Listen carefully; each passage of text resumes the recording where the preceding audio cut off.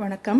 இப்போ நீங்கள் பார்க்குறது வந்து ஹேண்ட்மேட் அரிசி அப்பளத்து மாவை நல்லா பிசைஞ்சு ஜீரகம் மட்டும் போட்டு இதில் காரம் வேணால் காரம் போடலாம், பச்சை மிளகாய் அரைச்சி விடுவோம், போட்டு அதை இட்டு சிலது வந்து கிழிஞ்சிருக்கும், ஏன்னா அதை ஆற்றுக்கு எடுத்து வச்சுருக்கோம்.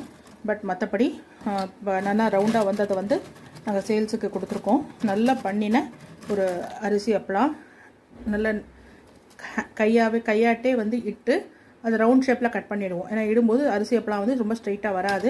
ஸோ பொரிச்சது நீங்கள் பார்க்கலாம் வந்திருக்குன்னு. இப்போ உங்களுக்கு பொரிச்சும் காட்டுறேன். போட்டோன்னே தெரியும், நல்லா விரிஞ்சு பொரியும். எண்ணெய் இன்னும் கொஞ்சம் காயலை, எண்ணெய் நல்லா காஞ்சிருந்ததுன்னா நல்லா விரிஞ்சு பொரியும். இது ஆற்றுக்கு வச்ச இலுப்பு சட்டி தான். ஸோ அதை பார்த்துட்டு ஏன் இவ்வளோ கரையாக இருக்குன்னு கேட்காதீங்க. இது வந்து ஆற்றுக்கு இருக்கிறதுனால சில சமயங்களில் கொஞ்சம் டைம் எடுக்கும் தேய்க்கிறதுக்கு. மற்றபடி இதுக்கு வச்சுருக்கிறதுலாம் நல்லாயிருக்கும். பார்த்தீங்கன்னா நல்லா விரிஞ்சு பொரிஞ்சிருக்கு. தேங்க்ஸ். Keep subscribing.